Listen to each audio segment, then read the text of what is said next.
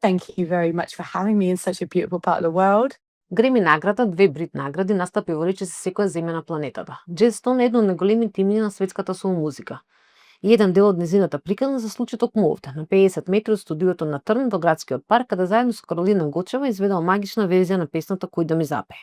На 21 јули повторно доаѓа во Скопје на стадионот на Арама во организација на Авалон, а претходно разговараме со неа на Трн.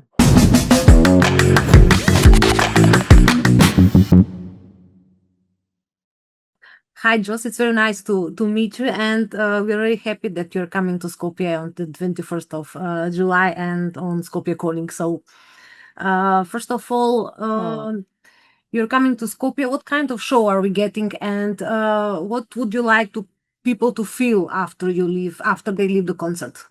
I would love it if our music and all of us together as a band, I would love it if we could help that person get what they needed. So if it was like a release from the pressure, or just to feel a little bit of freedom for a moment, not to think about whatever shit's going on in their life. Or maybe it is to think about what's going on in their life. Maybe they need to like get something out, maybe they just need to dance and get the blood moving. Sometimes I want to like tell stories, and my concert might be a little bit more quiet, but I'm in the moment at this time in my life where I really want to make a disco record. So that sort of set the tone for the energy of this show. So I kind of start with a bunch of disco covers, and I just like want people to feel a bit free and, to have fun. But then of course I go into other songs that have been around for a little while. So it does get more like deeper than just dancing, but only for a bit. And then we go back to having fun. And so I hope that it does a little journey for people. Whatever they need, I hope that they get it. It's not your first time in Skopje. You've been previously, and you sang a song with Karolina Gocева. What do you remember most from that visit to Skopje? Yes. So the thing that I remember most is that collaboration. I don't remember anything else. It's crazy. Like I was asked, I think it's because I've watched the video so much, and because of like, she was so beautiful. And so she was like so magic to talk to as well, not just to sing with. Like she had just a deep beauty and a deep love that was all over her.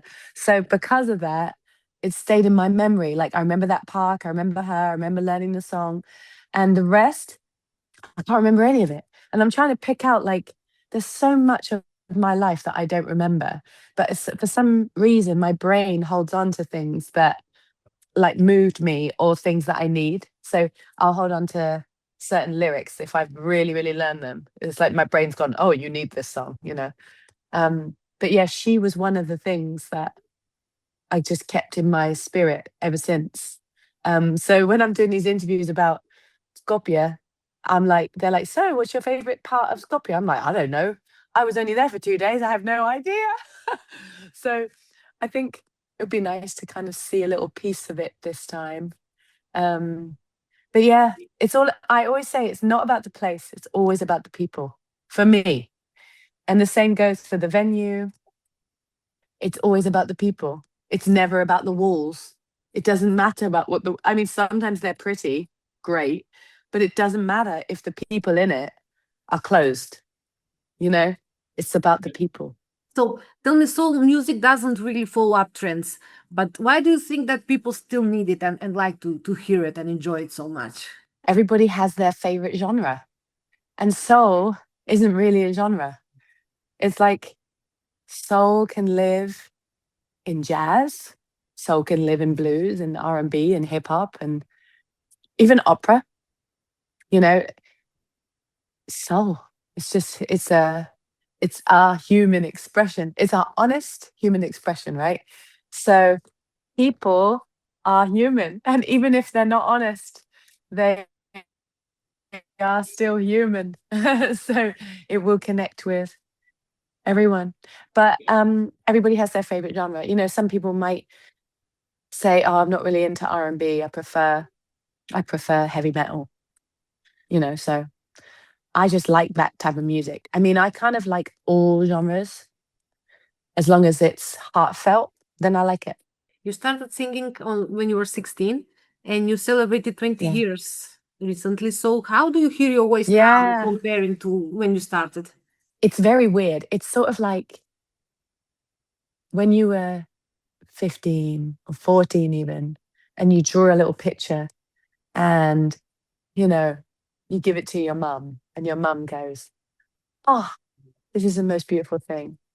Sometimes it is the most beautiful thing, and sometimes it isn't. But your mum still loves it. So I think it's funny how the world liked it. And it wasn't just my mum. I think that's really funny to me. When I listen back to it, I'm like, wow, okay. I guess people heard my spirit, because that's like what we were talking about soul music. It's honest and it's human, and that's all I was, right?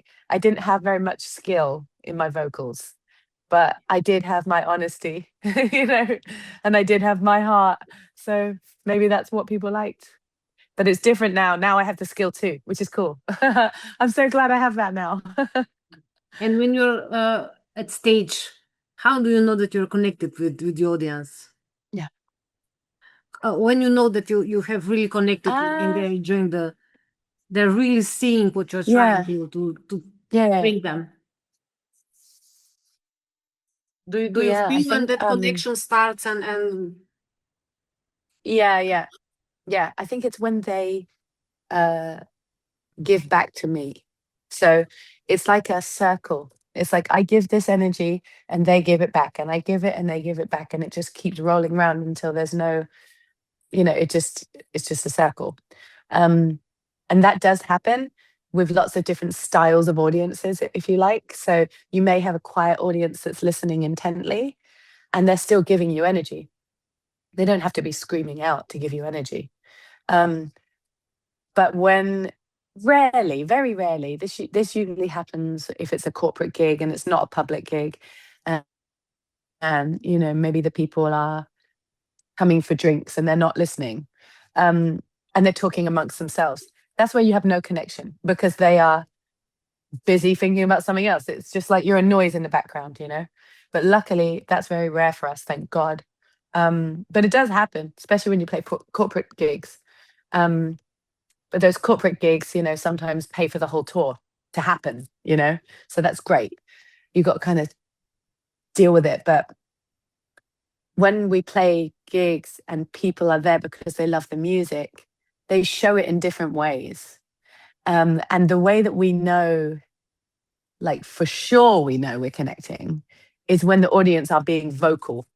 Like when they're like, yeah, and they're singing and they go, oh, I love that song, or they're shouting out like, sing this song. Like if they're really confident people, it's easier to know. But it doesn't mean that you can't get connection with a more quiet audience. I sort of see it like it's like a date. Like you're going on a date, first date. You haven't met this guy before, and who knows what he's going to be like. You could fall in love or not. But that's how I see each concert, really, is a date. You have to figure out if you're vibing or not.